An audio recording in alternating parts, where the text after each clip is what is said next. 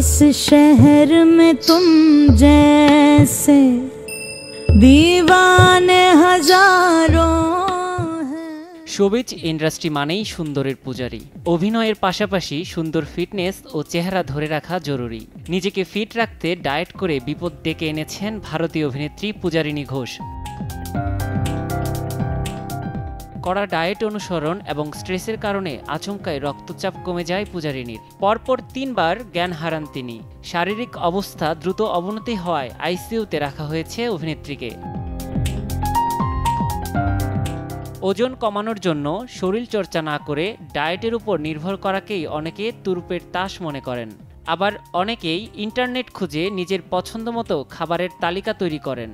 কেউ শুধু প্রোটিন নির্ভর খাবার খান, কেউ খাবারের তালিকা থেকে কার্বোহাইড্রেট একেবারেই বাদ দিয়ে দেন, কেউ আবার সারাদিন শুধুমাত্র একরকম ফল খেয়েই রোগা হওয়ার মন্ত্র আপন করে নেন। পুষ্টিবিদদের মতে কেউ যদি দীর্ঘদিন এই ধরনের ডায়েটের উপর নির্ভরশীল হন, সেক্ষেত্রে পরিপাকতন্ত্রের নানা রকম সমস্যা হতে পারে।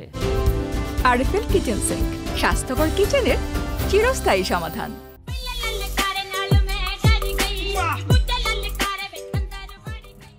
পূজারিনীর ডায়েটই তার জন্য কাল হয়ে দাঁড়িয়েছে। বেশ কয়েক বছর ধরেই টালিপাড়ায় নিয়মিত কাজ করছেন তিনি।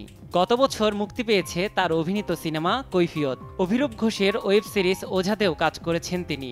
এছাড়াও তার ঝুলিতে রয়েছে রূপকথা এবং আসমানি ভোর নামে আরও 2টি সিনেমা। JL50 হিন্দি ওয়েব সিরিজেও দেখা গেছে তাকে। নিয়াত শুভ, সময় সংবাদ, ঢাকা।